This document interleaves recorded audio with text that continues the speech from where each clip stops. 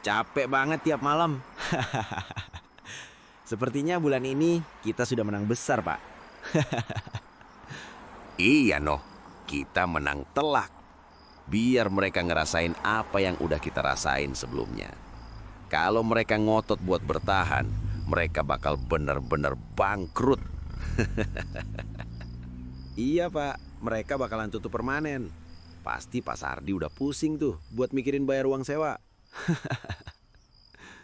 Pegangan dari Mbah Jiwo bener-bener manjur noh. Nanti kamu saya kasih bonus. Kan omset kita terus-terusan bertambah. Dulu cuma bisa 30 porsi.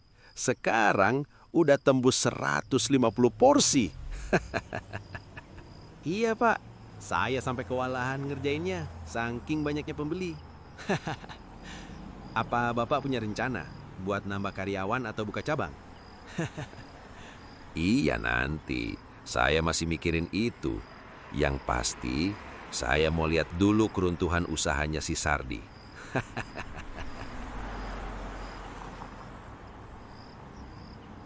Mit, ini uang gaji kamu.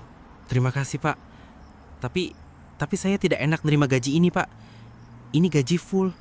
Kan penjualan kita 2 bulan ini benar-benar turun, Pak. Saya tidak masalah kok kalau gaji saya dipotong. Tidak apa, Mit. Kan ini memang hak kamu. Kalau masalah warung, ya mau gimana lagi, Mit? Ini kan sudah jadi resiko saya. Saya harus menanggung ini semua. Namanya juga usaha. Pasti ada untung, pasti ada rugi. Iya sih, Pak. Tapi apa Bapak tidak curiga sama keadaan ini? Soalnya kejadiannya begitu cepat. Yang biasanya 100-an porsi per hari ini cuma 12 porsi. Jauh sekali, Pak. Maksud kamu kita dijahili orang gitu? Jangan berpikir gitulah. Sekalipun ada kemungkinan seperti itu. Ya udah, kamu pulang duluan aja, Mit. Minggu ini kita istirahat dulu jualannya. Mungkin kita butuh istirahat. Oh iya, Pak. Saya pulang dulu kalau gitu. Bapak hubungi saya aja ya kalau ada perlu. Iya, Mit.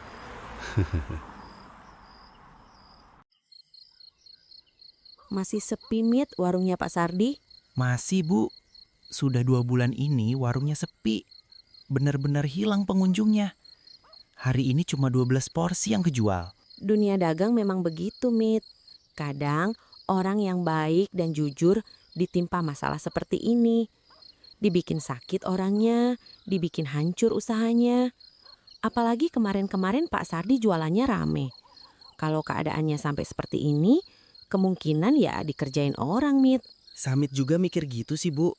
Tapi Samit kan nggak tahu siapa yang ngerjain Pak Sardi. Yang jualan nasi goreng cuma Pak Sardi di situ. Jadi nggak ada pesaing. Apalagi Pak Sardi sudah lama di situ. Seenggaknya teman-teman ibu ada juga yang pernah ngerasain hal yang seperti itu. Sekarang kamu istirahat saja dulu, Mit. Banyak berdoa, semoga dihindarkan dari yang buruk-buruk. Iya, Bu. Kok bisa seaneh ini ya? Warung yang biasanya ramai tiba-tiba jadi sepi. Padahal aku tahu betul Pak Sardi tak pernah merubah rasa. Setiap hari kami masak dengan cara yang sama. Tapi kenapa akhir-akhir ini sepi? Tidak seperti biasanya. Kayaknya omongan ibu ada benernya. Keadaan ini seperti ada yang sengaja membuat warung Pak Sardi bangkrut. Aku memang hanya pegawai, tapi warung ini seperti rumah. Melihatnya sepi begini, rasanya ikut sesak di dada.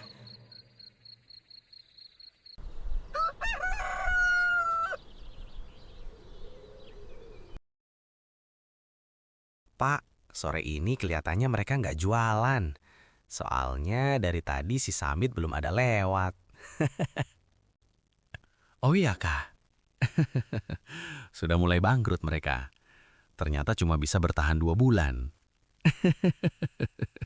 Payah sekali. Nanti malam saya mau jenguk Pak Sardi. Pengen tahu keadaannya secara langsung. Iya Pak, kali aja kontrakannya bisa Bapak ambil alih.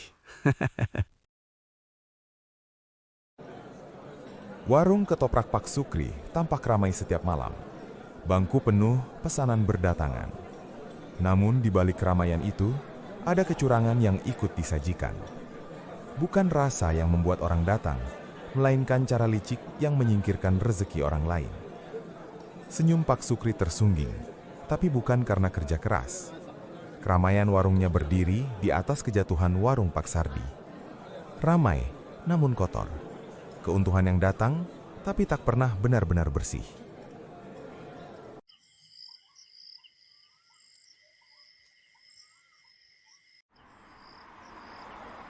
Dulu, aku tak pernah sempat mengeluh lelah. Apa salahku sampai begini? Aku hanya ingin berjualan jujur, mencari nafkah dengan tangan sendiri. Melihat warung ini sepi, dadaku terasa berat. Aku hanya bisa berharap kesedihan ini tak berlangsung selamanya. Nah, gaji kamu sudah saya transfer. Sekalian sama bonusnya. Ini saya mau ngelihat si Sardi itu. Iya Pak, terima kasih banyak. Saya pamit dulu ya Pak.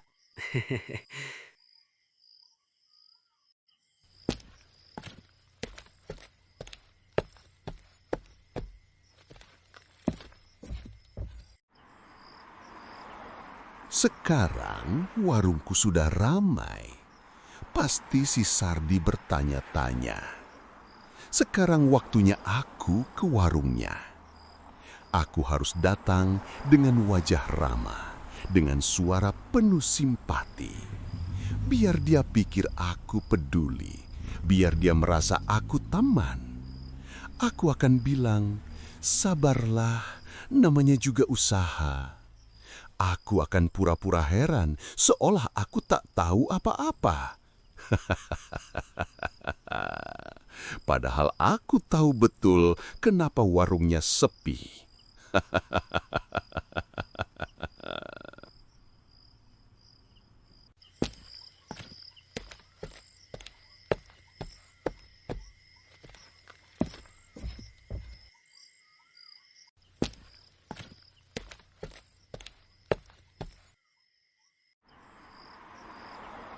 Assalamualaikum Pak Sardi. Tumben warungnya tutup. Apa Bapak lagi sakit? Jadi saya datang buat ngejenguk. Waalaikumsalam. Enggak kok Kak, cuma lagi sepi aja.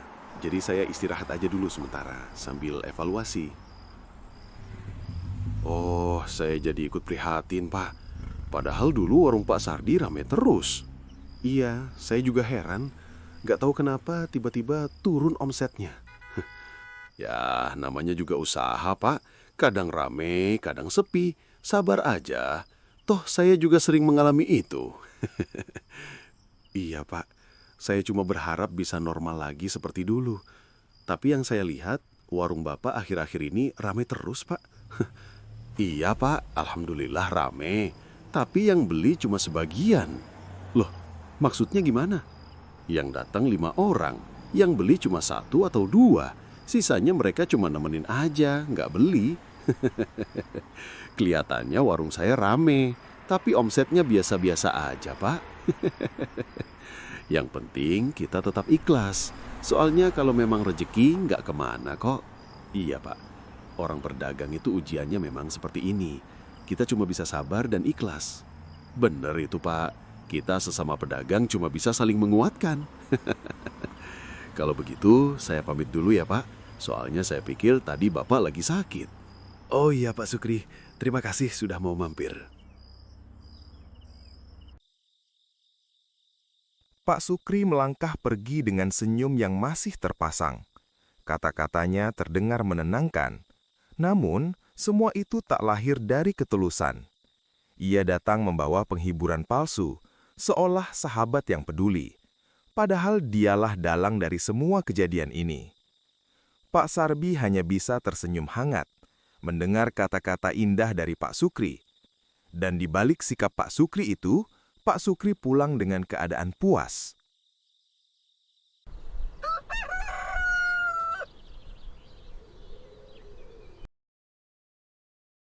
Bu, Samit pengen tahu. Menurut pandangan ibu, Warungnya Pak Sardi kenapa ya kok tiba-tiba sepi? Sudah 2 bulan ini loh Bu, penjualannya langsung anjlok parah. Oh, iya Mit. Menurut pengalaman ibu, kalau kejadiannya tiba-tiba seperti itu dan tanpa penyebab yang jelas, bisa aja itu dikerjain sama orang lain. Usahanya ditutup, biar ketika pelanggan datang, mereka ngelihat warungnya itu tutup, lalu nggak jadi beli. Dulu temen ibu juga pernah ngalamin kejadian seperti itu. Oh gitu toh. Lalu temen ibu itu sekarang sudah kembali normal lagi jualannya? Iya, sudah normal lagi. Tapi ya dengan bantuan Ustadz, warungnya dirukyah gitu bilangnya. Nanti Samit coba ngomong ke Pak Sardi.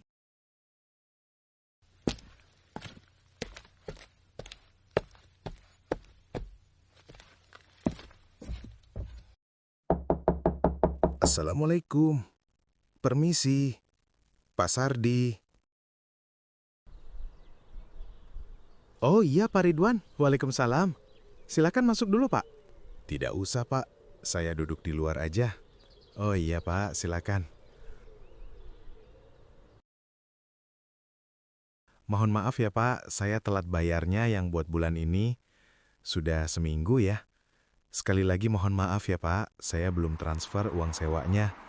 Secepatnya akan saya transfer. Iya Pak, tidak apa. Tumben-tumbenan Bapak itu telat bayarnya. Jadi saya kepikiran buat datang ke sini. Mohon maaf Pak, saya jadi merepotkan Bapak.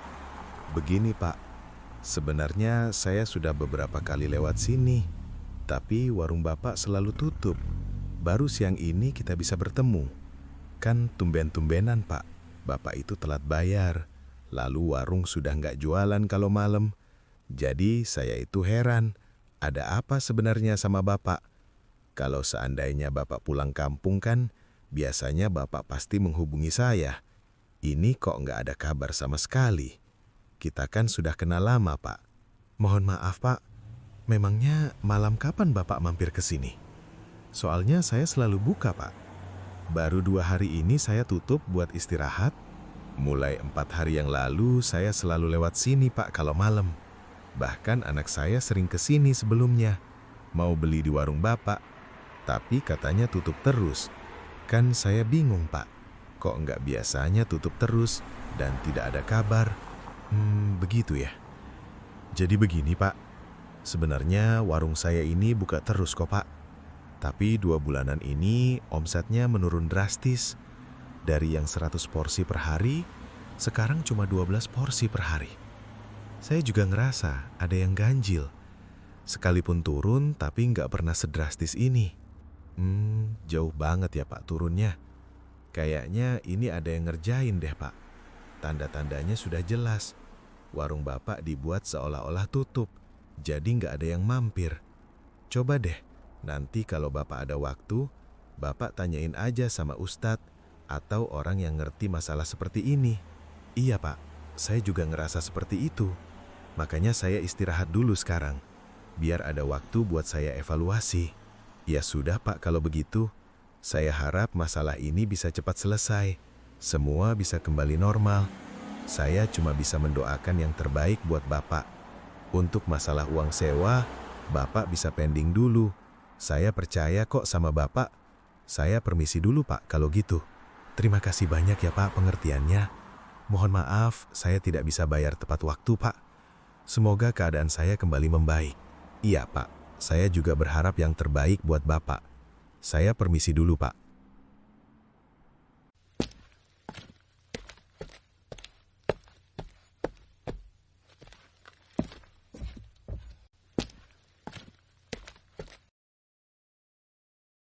Dengan mendengar ucapan Pak Ridwan tadi, sekarang aku mulai mengerti. Ada yang mengerjai usahaku diam-diam. Mereka ingin aku bangkrut. Warungku ini dibuatnya seperti tak terlihat. Semuanya terlalu janggal untuk disebut kebetulan. Kenapa mereka tidak mau bersaing dengan jujur, tapi dengan cara kotor seperti ini? Aku sadar sekarang, dan mulai hari ini aku harus lebih kuat. Aku harus bangkit.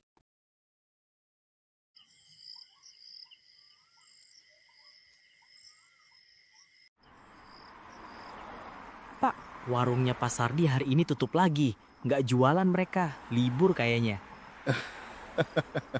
Beneran? Iya, dari sore nggak buka sama sekali. Nggak kelihatan batang hidungnya. Kemarin dia bilang mau evaluasi. Mungkin sudah mulai habis nih modalnya. Bingung nyari utangan lagi dia. Kayaknya dia sudah capek, Pak. Sepi terus kan tiap malam. Namanya juga usaha, nggak kuat ya begitu. Warung kita malah tambah rame, Pak. Gacor penglarisnya.